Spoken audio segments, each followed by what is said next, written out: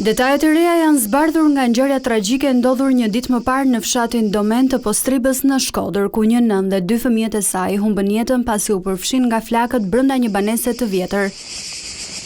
Trupat e 3 viktimave janë gjetur pranë njëri tjetrit të karbonizuar. Dyshohet se në momentet të fundit nëna është përpjekur të mbrojë fëmijët, por nuk ka mundur të dalë nga banesa.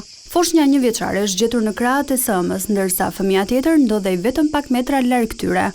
Gjatë këqyrjes së vendit të ngjarjes, policia dhe shërbimi Zerfikës kanë sekuestruar si provë materiale mbetjet e një bombole të vogël gazi, e cila dyshohet se mund të ketë lidhje me shpërthimin dhe zjarrin.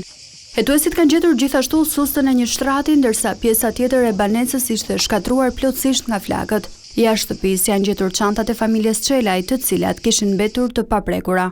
Të gjitha provat materiale do dërgohen për ekspertim në kryeqytet, me qëllim zbardhjen e plotë të rrethanave të kësaj tragjedie. Në dëshminë e tij, babai i fëmijëve ka deklaruar se familja kishte marrë me vete edhe një shishe me benzinë, e cila do të përdorej për pastrime dhe punime në banesën e vjetër.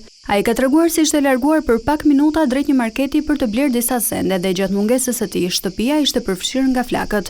Zjarri besohet se mund të ketë nisur në momentin kur nëna ka tentuar të ndezë bombolën e gazit për të gatuar.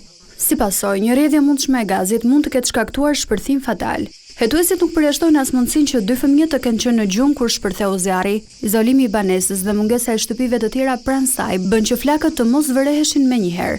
Vonesa në njoftim, si dhe terreni malor, pengoi gjithashtu ndërhyrje në kohë të ekipeve të emergjencës. Familja Çelaj jetonte prej vitesh në Gjermani dhe kishte ardhur në Shqipëri për pushime. Ata kishin shkuar në banesën e tyre të vjetër me qëllim pastrimin dhe sistemimin e saj.